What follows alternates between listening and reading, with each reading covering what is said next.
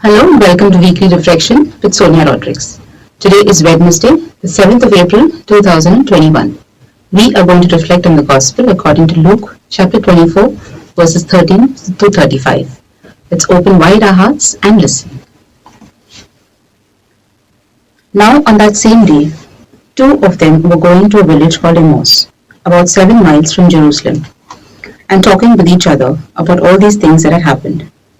While they were talking and discussing, Jesus himself came near and went with them, but their eyes were kept from recognizing him. And he said to them, "What are you discussing with each other while you walk along?" They stood still, looking sad. Then one of them, whose name was Cleopas, answered him, "Are you the only stranger in Jerusalem who does not know the things that have taken place there in these days?" He asked them, "What things?" They replied, "The things about Jesus of Nazareth, who was a prophet, mighty in deed and word before God and all the people, and how our chief priests and leaders handed him over to be condemned to death and crucified him. But we had hoped that he was the one to redeem Israel. Yes, and besides all this, it was now the 3rd day since these things took place. Moreover, some women of our group astounded us. They were at the tomb early this morning, and when they did not find his body there, they came back and told us that they had indeed seen a vision of angels who said that he was alive. Some of those who were with us went to the tomb and found it just as the women had said, but they did not see him." Then he said to them, "Oh, how foolish you are, and how slow of heart to believe all that the prophets have declared. Was it not necessary that the Messiah should suffer these things and then enter into his glory?"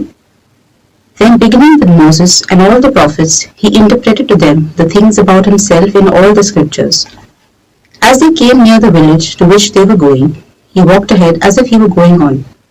But they urged him strongly, saying, "Stay with us, because it is almost evening, and the day is now nearly over." So he went in to stay with them. When he was at the table with them, he took bread, blessed and broke it, and gave it to them. Then their eyes were opened, and they recognized him, and he vanished from their sight. They said to each other, "Were not our hearts burning within us when he was talking to us on the road, while he was opening the scriptures to us?" That same hour they got up and returned to Jerusalem, and they found the 11 and their companions gathered together. They were saying, "The Lord has risen indeed, and he has appeared to Simon." Then they told what had happened on the road, and how he had been made known to them in the breaking of the bread. The Gospel of the Lord. Jesus often spoke to his disciples about his imminent death and resurrection that would culminate his divine mission. Why then were they filled with so much fear and confusion at all the events after his arrest? The two followers of Jesus on their way to Emmaus in today's Gospel were also witnessed all that he had done and said.